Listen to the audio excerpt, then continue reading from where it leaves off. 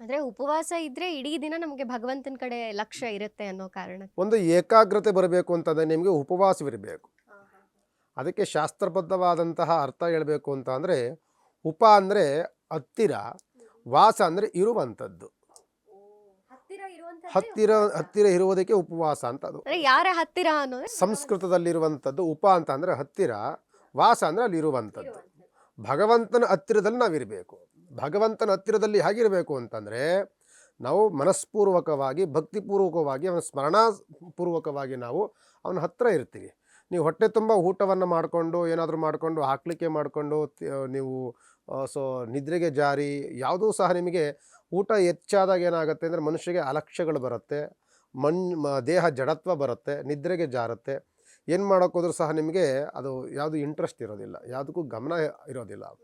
ನೀವು ಉಪವಾಸವನ್ನು ಮಾಡಿದಾಗ ಇದಕ್ಕೋಸ್ಕರ ಉಪವಾಸವನ್ನು ಮಾಡ್ತೀವಿ ಅಂತ ಒಂದು ತಲೆಯಲ್ಲಿ ಇರುತ್ತೆ. ಜೊತೆಯಲ್ಲಿ ಸ್ಮರಣಾ ಒಂದು ಚಿಹ್ನೆ ಅಂತ ಹೇಳ್ತೀವಲ್ಲ, ಸ್ಮರಣಾರ್ಥಕವಾದಂಥ ಚಿಹ್ನೆಗಳು ನಿಮಗಲ್ಲಿ ಯಾವಾಗಲೂ ಸಹ ಮೂಡ್ತಾ ಇರುತ್ತೆ. ಅಲ್ಲಿ ಭಗವಂತನ ಸ್ಮರಣೆ, ನಾನಿವತ್ತು ಏನಕ್ಕೆ ನಾನು ಉಪವಾಸ ಇದ್ದೀನಿ ಅಂತದ್ದು ಯಾವಾಗಲೂ ಅದು ಸಹ ನಿಮಗೆ ಹೇಳ್ತಾ ಇರುತ್ತೆ. ಭಗವಂತನ ಸ್ಮರಣೆಯನ್ನು ಮಾಡು, ಶ್ಲೋಕವನ್ನು ಹೇಳು, ಭಗವಂತನ ಧ್ಯಾನವನ್ನು ಮಾಡು, ದರ್ಶನವನ್ನು ಮಾಡು, ಈ ರೀತಿಯಾದಂಥ ನಿಮಗೆ ಅದು ಒಂದು ಕುರುಹೋಗಲನ್ನು ಕೊಡುತ್ತಲೇ ಇರುತ್ತೆ. ಅಂದರೆ ನಮ್ಮ ಸನಾತನ ಧರ್ಮದಲ್ಲಿ ಹೇಳಿರೋ ಹಾಗೆ ನಾವು ಎಲ್ಲ ಉಪವಾಸಗಳನ್ನು ಮಾಡಲೇಬೇಕು ಅಲ್ವಾ?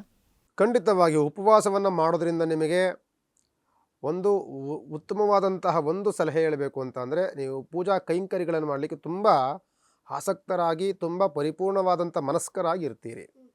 ಸೆಕೆಂಡು, ಆರೋಗ್ಯಕರವಾದಂತಹ ದೇಹವನ್ನು ಹೊಂದಿರ್ತೀರಿ.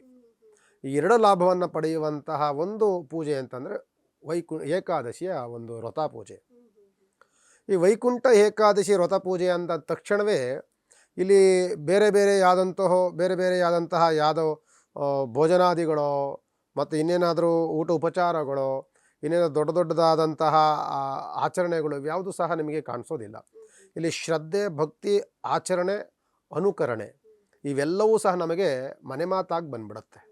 ನೀವು ವೈಕುಂಠ ಏಕಾದಶಿಯಿಂದ ತಕ್ಷಣವೇ ಬೆಳಗ್ಗೆ ಪ್ರಾತಃ ಕಾಲದಲ್ಲಿ ಎದ್ದು, ಯಾಕೆಂದರೆ ಧನುರ್ಮಾಸ ಇರೋದರಿಂದ ಸೂರ್ಯೋದಯಕ್ಕಿಂತ ಮುಂಚಿತವಾಗಿ ಎದ್ದು, ಅದಕ್ಕೆ ನೀವು ಧನುರ್ಮಾಸಗಳಲ್ಲಿ ನೋಡಿ ವೈಕುಂಠ ಏಕಾದಶಿಯ ಮೊದಲನೇ ದರ್ಶನ ಆಗುವಂಥದ್ದೇ ಆಲ್ಮೋಸ್ಟ್ ಬ್ರಾಹ್ಮಿ ಮುಹೂರ್ತ, ಒಂದು 4:30-5 ಗಂಟೆಗೆ ಮೊದಲನೆಯ ಪೂಜೆಯನ್ನು ಮಾಡಿ ಭಗವಂತನ ಸ್ಮರಣೆಯನ್ನು ಮೊಟ್ಟ ಮೊದಲು ಆರಾಧನೆ, ಧ್ಯಾನವನ್ನು, ಷೋಡಶೋಪಚಾರ ಪೂಜಾದಿಗಳಿಂದ ಅವನನ್ನು ನಾವು ಆರಾಧನೆ ಮಾಡಿ ಬಿಟ್ಟುಬಿಡ್ತೇವೆ.